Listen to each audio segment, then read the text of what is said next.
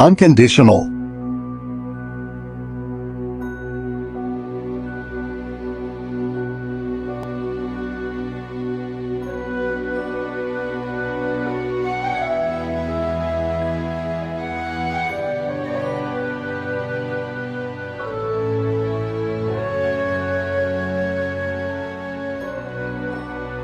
Tom Wachowski opened the back door of his newish Tacoma and unzipped a large blackened bag, all of which would have been perfectly normal if not for the spiky blue space alien in the front seat. Tom motioned toward the open bag. Now remember, Sonic, this is just like before, except this time you don't talk at okay. Roger that, Donut Lord.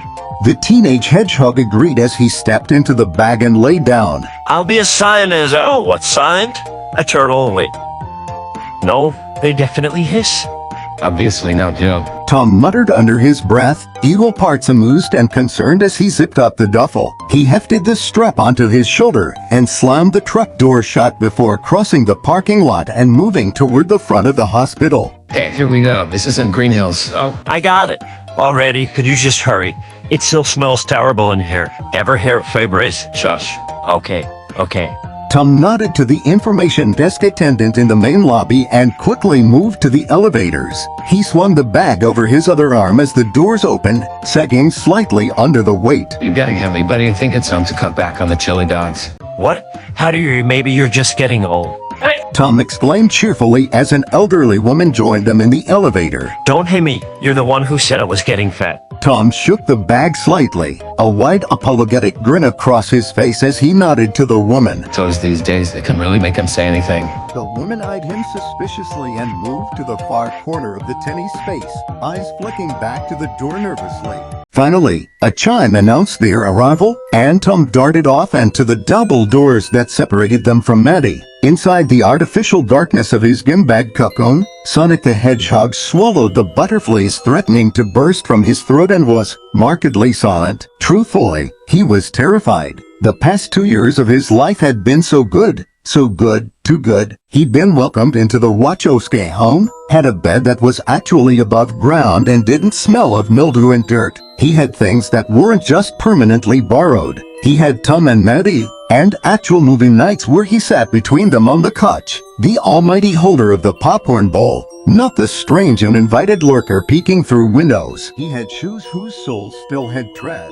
He had a community that knew of his existence and protected him, just like he had them. He had a community, a home, a family. But that was changing. This could be it, his last few moments of real happiness. They didn't have to keep him. They didn't owe him anything. And they'd already given him so much, more than he'd ever hoped to have. Maybe it would be enough for him to survive on when he was on his own again. Absent-mindedly, he wondered if his old little burrow was still there. Abruptly, he felt pressure against his back as the bag he was curled in made contact with some stable surface. Are you okay? Tom asked urgently, unzipping the bag and peeking down into bright green eyes that blinked painfully in the sudden light. I don't think you've ever been quiet this long, not even in your sleep. I thought you suffocated. Sonic gulped and offered a weak smile and a shrug before sitting up. His eyes quickly sought the other most important person in his life. She was watching him, a soft look on her face, like the one she sometimes gave him when he'd wake from nightmares in the middle of the night. His eyes flickered down to the bundle of blankets in her arms and back to Tom, who motioned at him to follow him to her bedside. With a last glance to the door to make sure they were alone, Sonic walked at Tom's side to the white hospital bed where Maddie sat propped up against pillows and covered by a couple of soft yellow cotton blankets. Sonic was so nervous, he had no idea what to do.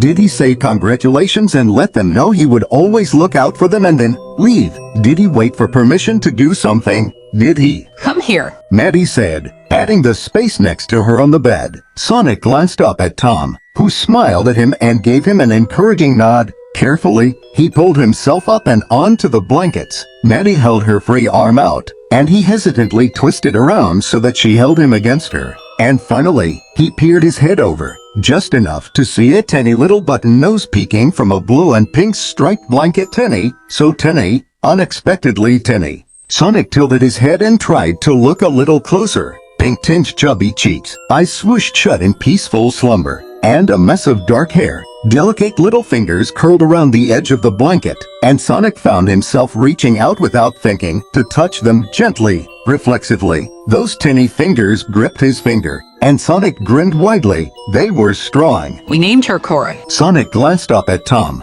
Cora. It wasn't my first choice. It was my grandmother's name, and she practically raised me. Maddie said, giving her husband a chiding look. She moved her head slightly so she could catch Sonic's eyes. Would you like to hold her? Hold her. Hey. Sonic's eyes were wide with shock. Yes, you here. Maddie said, moving her arm from Sonic's shoulders and shifting the blanketed bundle in her arm. She's pretty secure in here. Just make sure you are supporting her head, just like this. Maddie carefully laid the baby in Sonic's arms, adjusting his hold just a little. They're perfect. She said, sitting back and beaming at the two. So Sonic, what do you think of your baby sister? Sonic was already frozen, absolutely petrified that any move he made would inadvertently endanger this new little person he could already feel himself beginning to adore. But when Maddie said those words, Sister. Of course. Tom said, taking a seat on the edge of the bed by Sonic's feet and smiling up at his wife. We know that it's not official as far as paper goes since, well, having up right now, Elaine, obviously we're not your biological parents, but we hope you know that you're some to us, part of our family. Maddie leaned over and kissed the soft blow fur atop his head. You're ours for life, kid. And just like that, Sonic felt all the worry and the fear leave him so quickly, and suddenly the relief of it was breathtaking. He stared down at the baby in his arms and smiled through tears that were rapidly filling his eyes. His sister. He looked up at Maddie and then Tom, sniffling slightly. His parents, his family.